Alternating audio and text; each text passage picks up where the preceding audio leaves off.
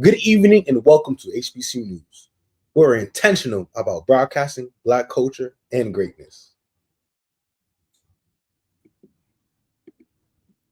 For tonight's topics, we're discussing government policies, showcasing Black excellence in Greek life, highlighting dazzling fashion and melodic artistry, and diving into HBCU rivalry. Our first discussion of the evening is a serious political circumstance. HBCUs are currently being attacked by federal governmental policies. HBCU alum Dr. Wells Bellamy breaks down how the 19 land-grant HBCUs are facing substantial funding cuts. Let's check it out.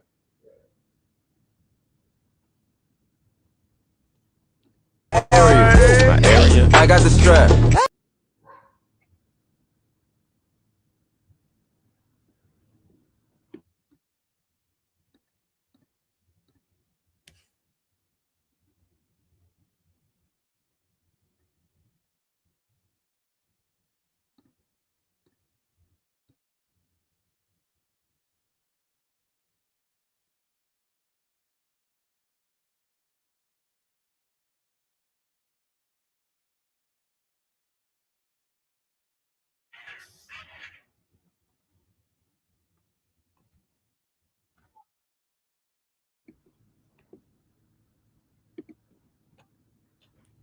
Our main priority here at HBCU News is to educate and inform the public, which is why we found it necessary to discuss this national policy as it primarily affects the livelihood of HBCUs. Thank you again to Dr. Bellamy for speaking on this critical matter.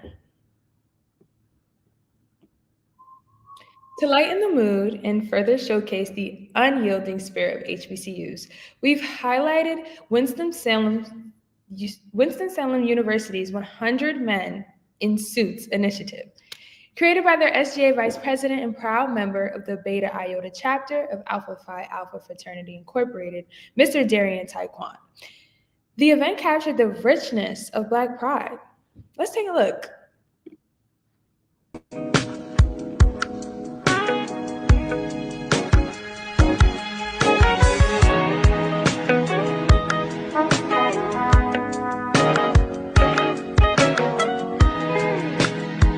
We love you, Black women.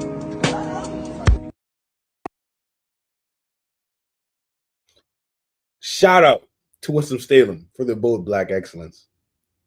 Speaking of D9 organizations, furthering our features of Black excellence, let's take a glance at Miles College Greeks and their strong representation of Greek unity.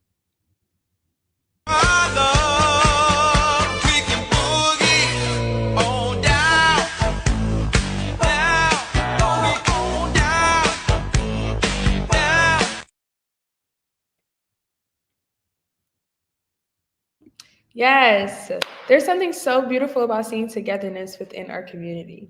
Kudos to Miles. Make some noise in the comments if you're currently attending an HBCU. Speaking of which, our university, are we in the building? Check out the dazzling and amazing visuals from Howard's fashion show from their models of the Mecca organization. You are the freedom. It's not on you, it's in you. Don't you ever in your life, nobody.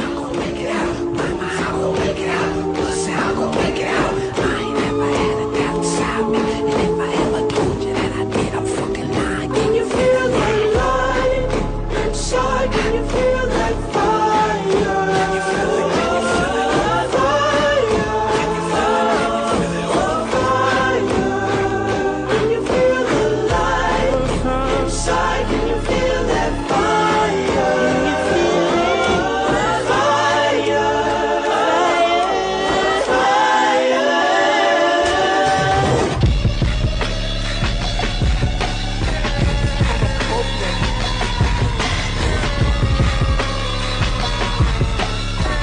Chromacopia.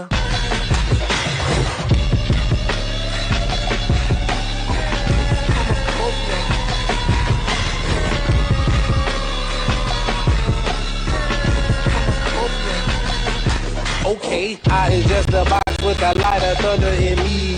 Gratitude's and under the hubris that's on my T for me. It's giving exquisite, fierce, sensual, futuristic. Like, wow, I love it. The outfits, the culture. It's the dynamic representation during Black History Month that really does it for me. Huge shout out to Howard and the Models of the Mecca. Shifting into our brief musical segment, we're featuring Black melodies and harmonies with Grambling State University's concert choir as they vocalize the Battle of Jericho. Joshua fit the battle is the battle of Jericho. Joshua fit the battle is the battle of Jericho. Joshua fit the battle of Jericho. Jericho, battle Jericho. Joshua fit the battle of Jericho. And the walls from tumbling down. The battle of Jericho. Joshua fit the battle of Jericho. Joshua fit the battle of Jericho. Jericho, battle Jericho. Joshua fit the battle of Jericho. And the walls from tumbling down. The battle of Jericho. Joshua fit the battle of Jericho. Talk about your kings of Gideon. You can talk about your men of Saul. But not like good old Joshua at the battle of Jericho. That morning, Joshua fit the battle of Jericho. The battle Jericho. The battle Jericho. Joshua fit the battle of Jericho. And the walls from tumbling down. The battle of Jericho. Joshua fit the battle of Jericho. Right up to the walls of Jericho. He marched with speed. Can you hear how the resonance of their voices fill up the room with high energy and spirit? What a fantastic job, and well done. Well done indeed. Our next musical highlight is a Grammy Award-winning HBCU producer and alum from the Tennessee State University. We're diving into Mr. Aaron Lockhart's musical studio and Wall of Fame. Let's take a close listen.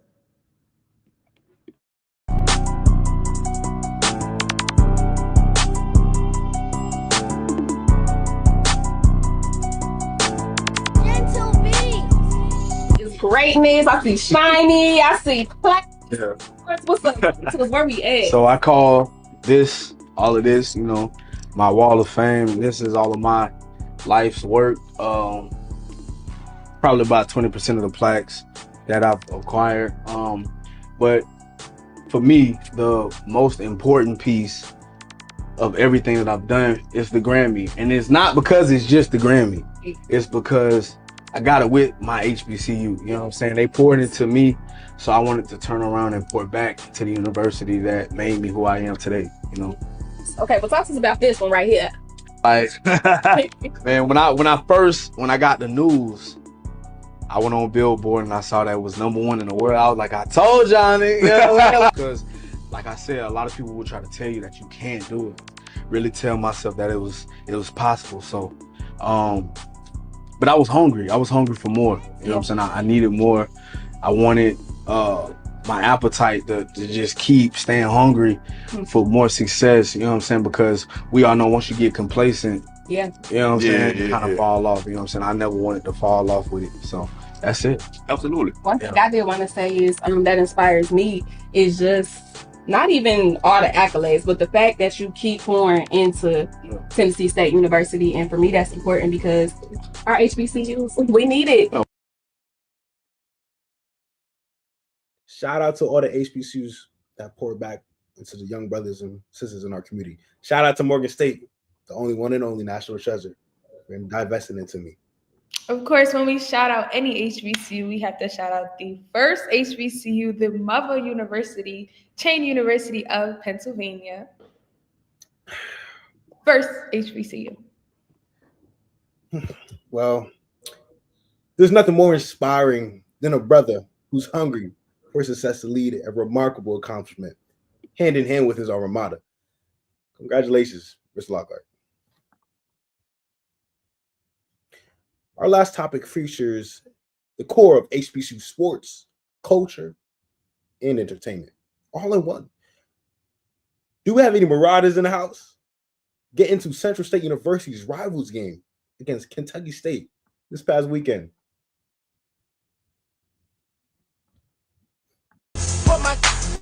killer, get you into.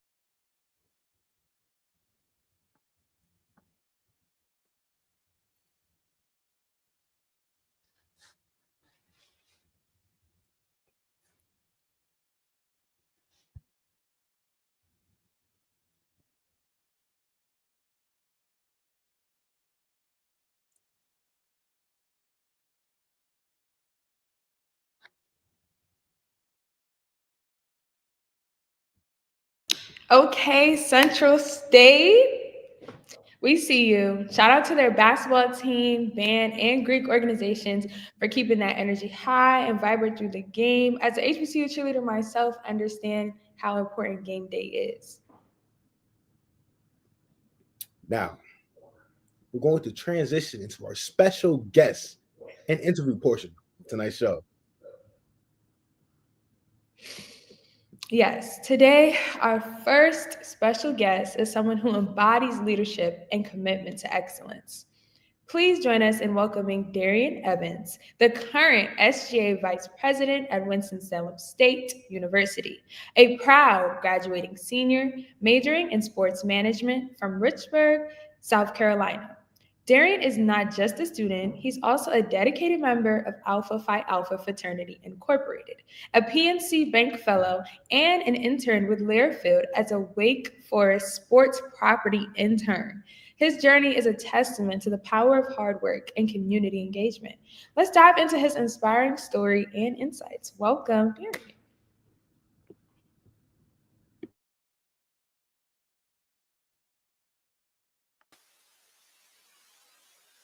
Good good evening, everyone. Hello. Good evening, everyone. I am Darian Evans. I'm a graduating senior sports management major from Richburg, South Carolina, and thank you all for having me. No, it's a pleasure to have you on the show tonight. And we see that you are SGA Vice President of your university. And a couple questions I'm going to ask you. Your matriculation through a college, how did you realize you want to be in student government and just a student leader in general? Coming from a small town such as Richburg, outside of Charlotte, North Carolina, that I knew that I had the desire, didn't know where.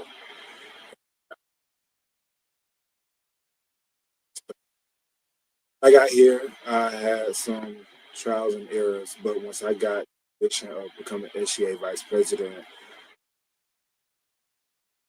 so here I am today, and I'm greatly appreciative of the people that has played a pivotal role into me getting to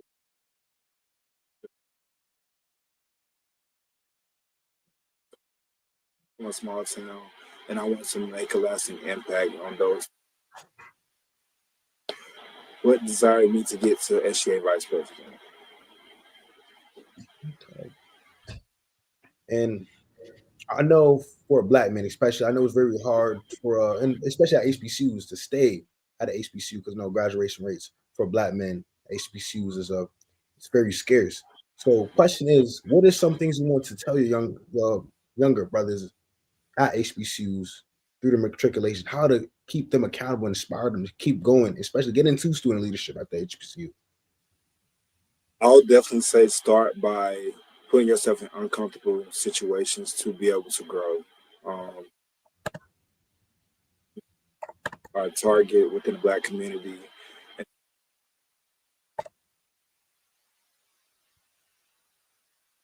freshman year, and I didn't have no set expectations on number target audience that I wanted to reach. So got to this level, I knew that I wanted to make a change and redo the same event. So now I'm at a standpoint to where, I didn't think that it would honestly reach the media that it did. Appreciative of that. But I'll definitely say that so to hold that stereotypes may display of you. Wonderful, wonderful. Great answer. I actually do have a question. I love the fact that you are very transparent about your journey and you highlight the trials and tribulations that, you had to go through to get there. So I would say, outside of student leadership, how can you speak to how important it is to be dedicated in your search for internships and fellowships as you have accumulated so many yourself? And just speak about that journey and if you have any encouraging words to HBCU students who feel like they're on the outskirts of the job market. Mhm. I definitely came in as a nursing major, realized that that wasn't for me. And I'll definitely say I still had the courtesy of helping people. And I asked God to pray to help me find my passion. So now I transitioned to sports management major. Sports is a complex job outlook. I'll definitely say that. And it's about experience. So I was definitely volunteering a lot in any sports community that I could to get to where I am. And your field presented itself at a alpha convention, crazy enough. And here I am working for a D1 PWI as one of two black at this institution. And I'll definitely say that it's definitely eye opening for working and say that they have shown nothing but love. But to get to that point, I'll definitely say it takes experience, putting yourself in uncomfortable positions, networking, and putting yourself in an environment.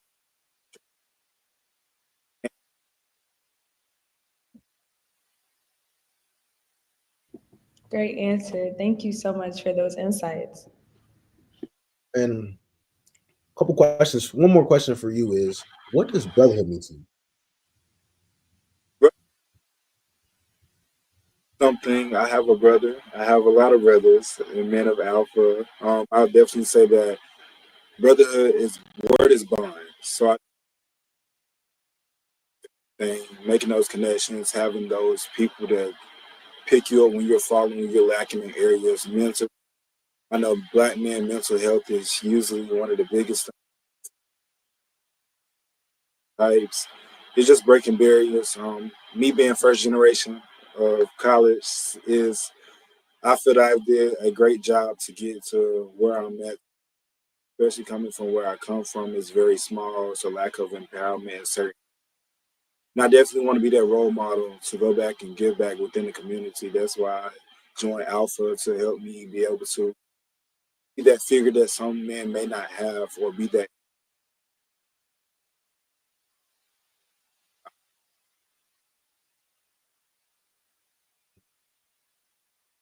Honestly, your story is very powerful and very insightful, also very inspiring, especially as I'm in my sophomore year in college. So seeing brothers be successful, being in suits is really one inspiring to me. And also it gives me hope for the future of black men and also future of within our black community because the world is unforgiving, honestly. The world is unforgiving, but having brotherhood and having sisterhood and having fellowship within our community, there's a lot of things we can gain from that. And if we're there for each other, it's going to make going through this matriculation, this thing called life, easier. And yeah, honestly, brother, this is really just a great to hear from you. Also, I want to, I want to just like, I don't know, I just want to get to know more about you. Like, what, why you chose your university first and foremost? Why you chose I it? chose Winston-Salem State because Winston chose me. I'll definitely say that Winston made me feel that I was at home. Winston, it was a home away from home. I knew that going out of state, it would only position me not only to survive, but only to have a target to grow with. I lacked a lot of self doubt coming into Mhm. Winston-Salem State. I'll definitely say that I was positioned in leadership capacities freshman year. Didn't understand. Didn't really. I just like this is leadership, and I had to find my role and figure out what is my leadership style. I'll definitely say that this has not been an easy journey to get to where I am as far as mentally, motivation, encouragement. I'll definitely say that it definitely takes that as a black man to remain. balancing all these things, it can become overwhelming if you allow it to. But you can say that when you start something, you finish something. I've been pushing to continue to inspire other people. That's just want to leave my lasting impact, no matter the lives that I touch. Is my story is powerful. I'm first generation. I put my city on is one of the biggest aspects, but also to inspire people along the way as well.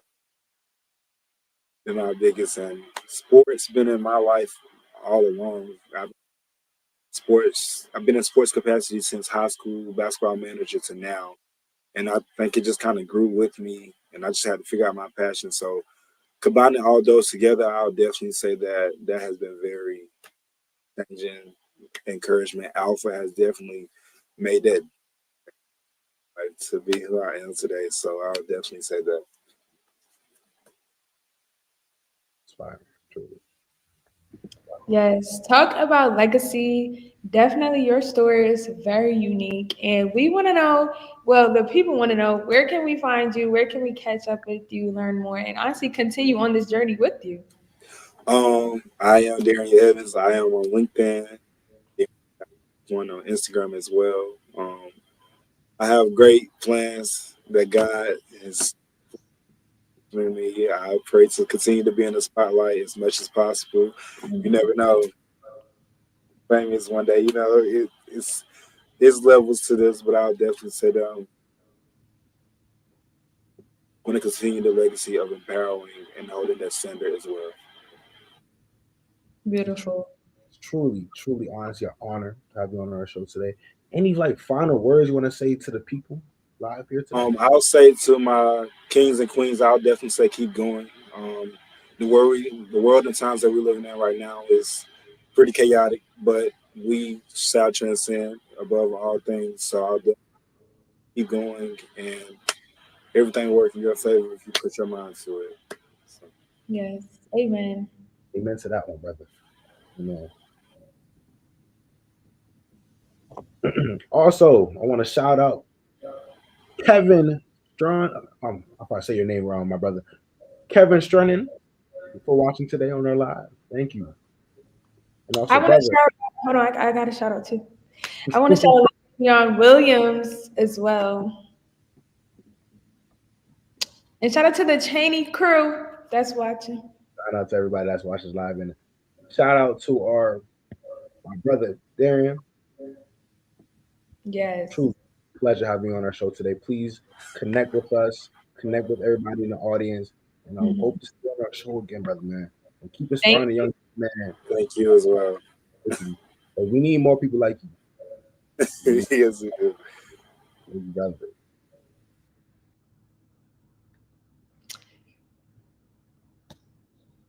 Now, our final guest, Miss Morgan State University, a dedicated senior majoring in sociology at the national treasure, Morgan State University, as she emerged as a young leader, entrepreneur, and innovator within her community. Miss Morgan State, she exemplifies a spirit of resilience of the African American community and is driven by a dynamic challenges of our modern day and I'm in a modern age. She is passionate about being a catalyst for change and advocate for inclusion, inspiring those around her and to embrace social progress. Her vision of the future is both a hopeful and empowering, and reminding us to we can all play a vital role in creating the change we wish to see. Please join welcoming Yasmin J. Hi, everyone. Thank you so much for having me on, Denzel and Heaven. I'm so excited to be here today. Again, my name is Yasmin Bryant, and I am elated to be serving as the 80th Miss Morgan State University for the 2024-2025 academic school year. Honestly, it's a pleasure having you on our show today. Yasmin, I know you personally, go Bears, and we know you was recently in the Mr. and Mrs. Pageant. I want to just get some more insights. How did that go for you? So I absolutely loved the pageant. So I was, as you said, I was in the Miss HBCU pageant as a contestant, and this was really the time that I really got so much closer with my brother kings and sister queens who did not attend the National Black College Alumni Hall of Fame pageant, and then also those who were there and came to compete or support at this pageant. It was so much fun being able to get close with everyone, being able to share in the conference with everyone. There were definitely some very intimate, like sentimental moments that we all shared in the conference sessions and things that sort. But there's also a lot of vital information that we learned, such as like how we talked about like how to manage our emotions, how to reaffirm our identity as a queen when things get tough and when things get low, and really just how to lean on each other as sister queens, and even like how to better like relate to our brother kings, understanding issues that they may be going through as well. And then when it came down to the pageant as well, I know for a fact that I was on fire for this pageant. I was super super excited, super ready after coming off of the NBCA pageant, where I also placed first runner up in that pageant. And I just, after having placed first runner up in that one, I knew that for this pageant, I really wanted to take it all the way home. I really was going to give it the best that I had. And even if I didn't win, something that I prayed for was for God's will to be done and for God to really demonstrate his glory through the creativity that he's given me, the whatever vision that he gives me. And I'm so blessed to be able to have won and earn the title, or excuse me, earn the position of first runner up in that pageant, as well as Miss Oratory. So it was interesting. It was really fun, and I'm really thankful for the experience and everything that has come with it as well.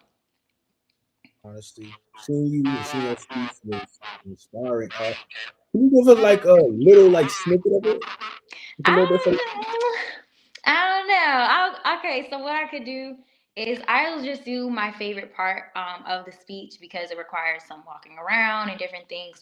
But I will talk about how it all came together a little bit, and like the thing that really was pressing on my heart, even when I didn't know what to say, and before I had, or excuse me, after I prayed about it, I didn't have the words. I had no idea which direction I was going to go with this prompt and with the question, what I was going to talk about, what I was going to include. I had no idea.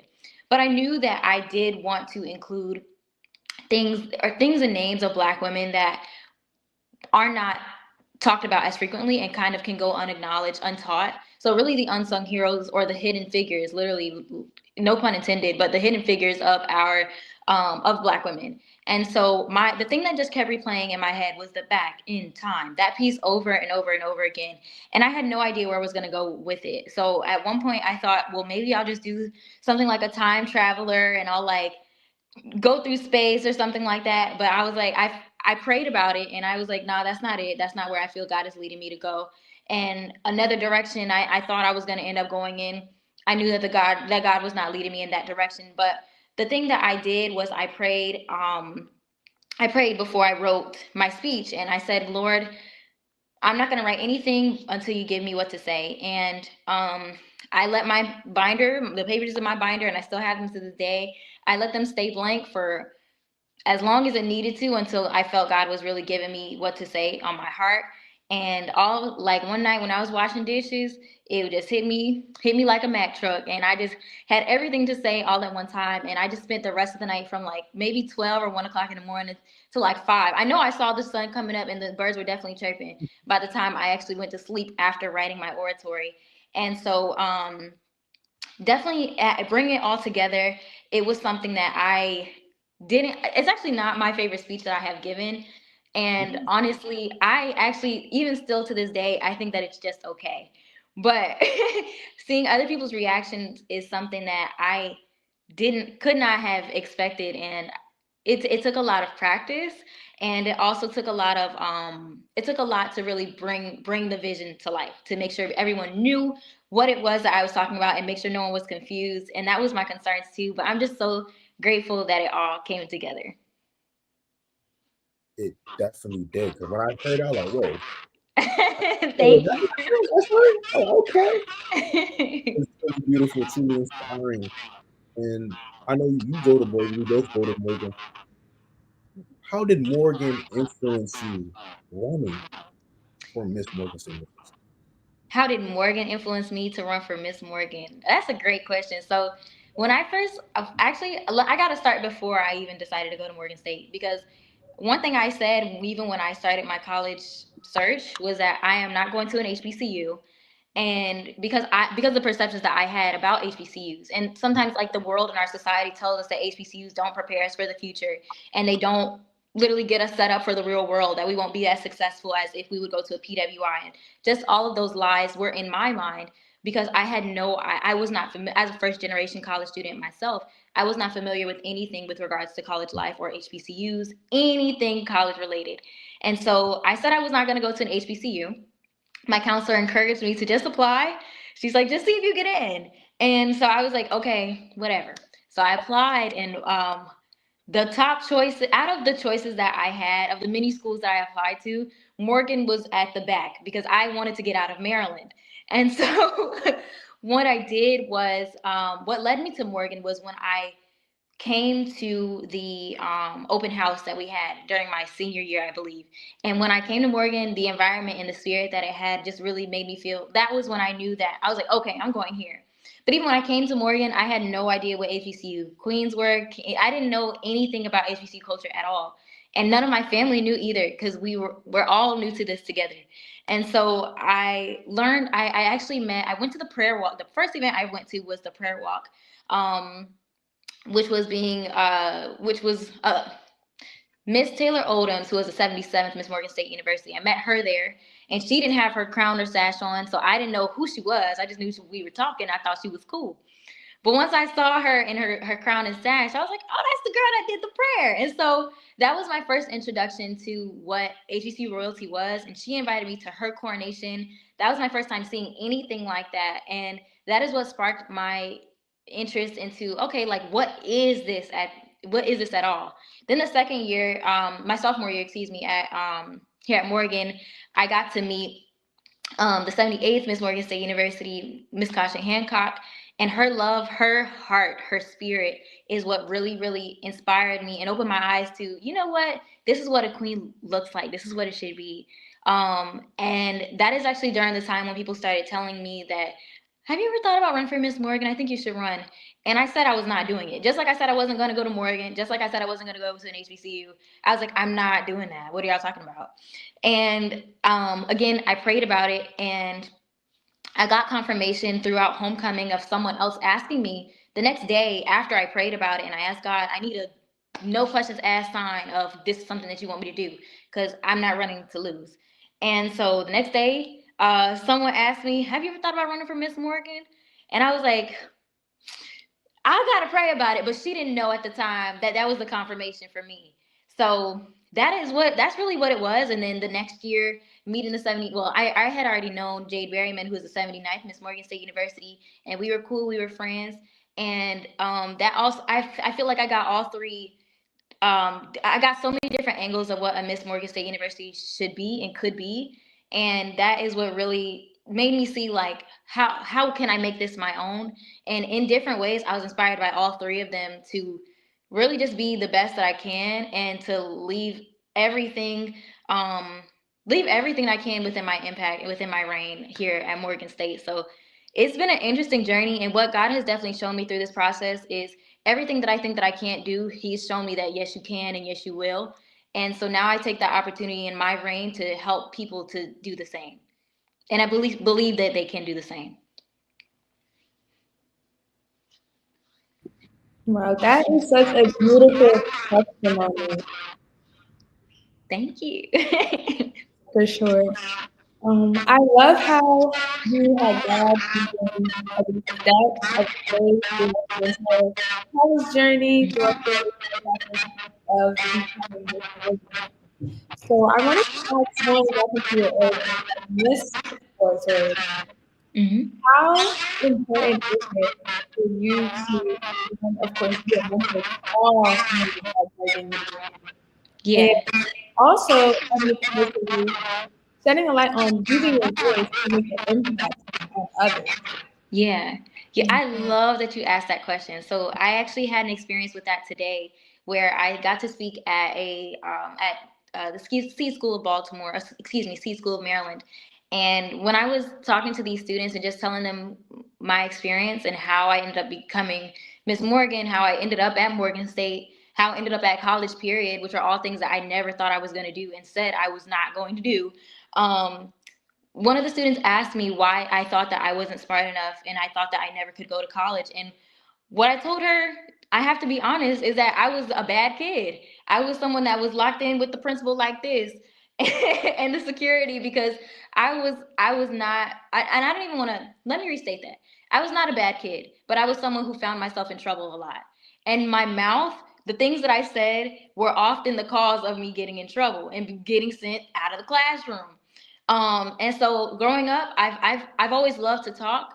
But there are also times when we lose our way. And I think with a lot of kids nowadays, they're struggling to find their way and like they're struggling to also find the light inside of them. And I think that that was something that I struggled with. And so I did not think I was smart enough. And so things, kids act out in a lot of ways when there's things going on behind the scenes.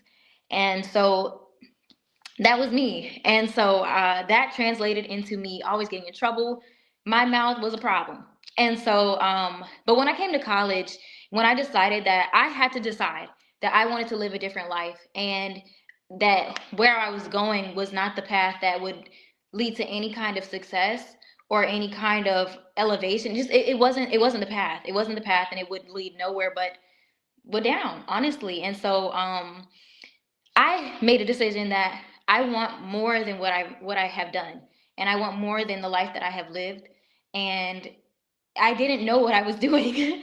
I'll be honest. There was a lot of there's it's all of this has been through trial and error. There's been success, but it's also come with a lot of failure or perceived failure as well, which led me to have an event and host an event called Fail Forward, which is how taking the things that the perceived rejections, the perceived failures that we go through and we experience, and turning it into a win, turning it into a W, which is something that a lot of people might struggle with. A lot of us naturally struggle with it. And so one thing that I learned, especially after the Miss NBCA pageant, was I felt like I failed Morgan. I felt like I failed my family. I felt like I failed myself then. And so I said, okay, I'm not gonna lose. I'm going home. I'm not going to that pageant and not walking away with something. I was like, I'm leaving here with something. And so when I came and when I went through Miss HBCU and went through the pageant and everything. And I left I left everything that I had there. And I knew that even after the winners were announced and everything, I knew that there's nothing that I could have done differently to change the outcome of the pageant because I left everything that I had there. So now to answer your question, with all of that being said, what I really do, the importance of me being a mentor is for me to be a light for those who don't think that they can, who just don't think that they can. Like that's all I can really say because I didn't think that I could. And even though we would have some speakers come to my high school talking about the colleges, talking about their experience, I didn't relate to them because I was not somebody who liked class. I was not somebody who liked I didn't like class. I didn't like it. I didn't like school. But what I did like was to talk. And so what I learned was how to use my gift, the gift that I was naturally good at, and actually something that was getting me in trouble, but I had to make a decision to use that for good. The Bible says that your gifts will make room for you. And so I had to change my life in order to live worthy of the calling that I received. That's also in, I believe, Ecclesiastes. But you have to change to be able to live worthy of the talents that you have so that God can pour into them and use you and the gifts that he gave you when you were born in order to bless other people and in order, honestly, to even blow your mind and take you where he knows that he can take you. He knows that he can lead you and where he wants you to go. Amen. Thank you so much.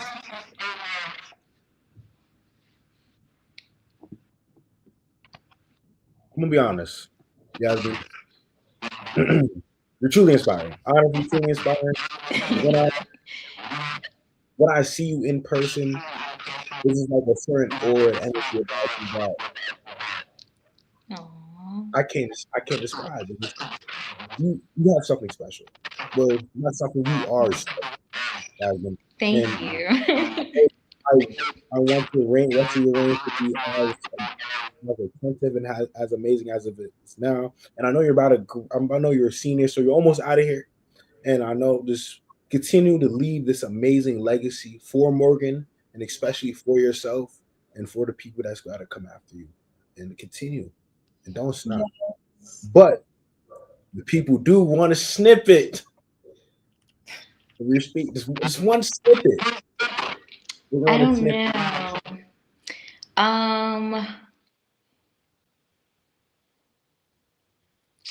I'll do the beginning. I'll do the beginning. All right. Um. Okay.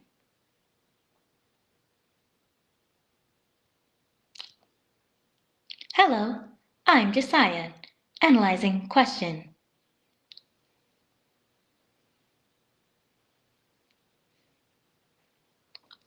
Generating results. Okay, here's what I found. First, let us go back in time. All right, and that's all we got right now. No.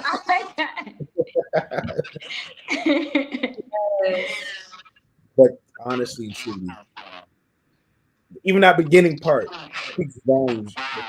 Attention grabbing. The hook part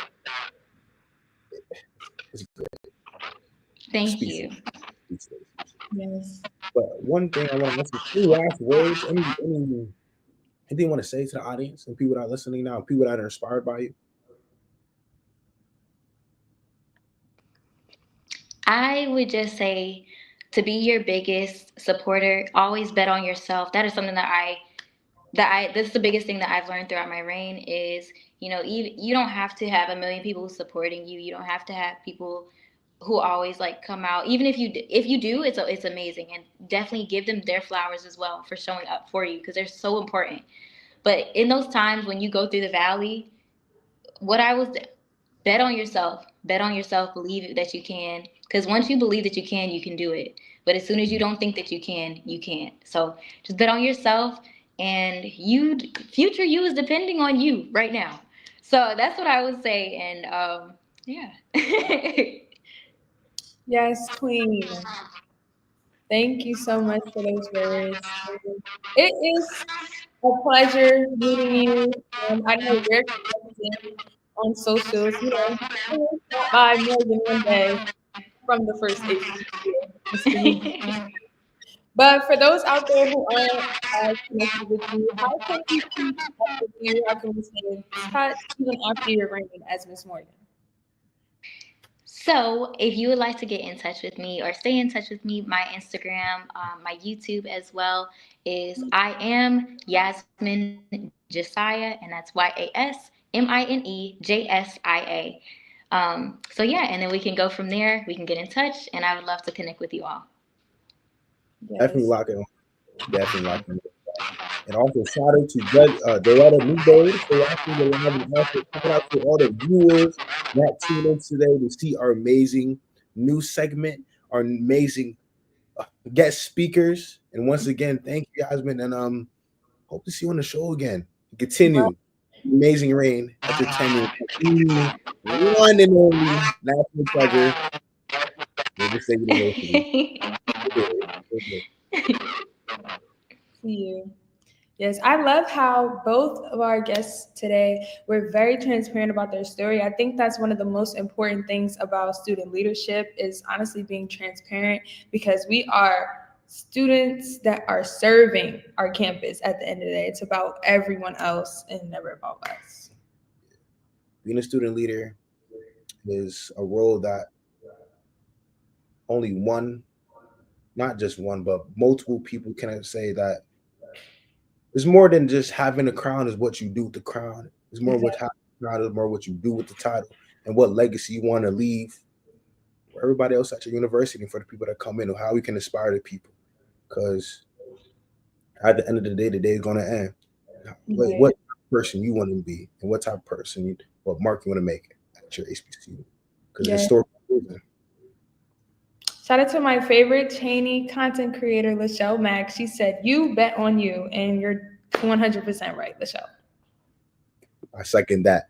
And that concludes tonight's segment of HBCU News. Now, a special shout out to the HBCU team, HBCU team, our lovely director of engagement, Destin R., our assistant director, Hunter Waldo, and our amazing scriptwriter, Kristen Locke. I'm Denzel Daly Jr., your news anchor. And I am Heaven Cunningham, your news anchor with the latest and greatest HBCU news. And until next time, thank you for watching.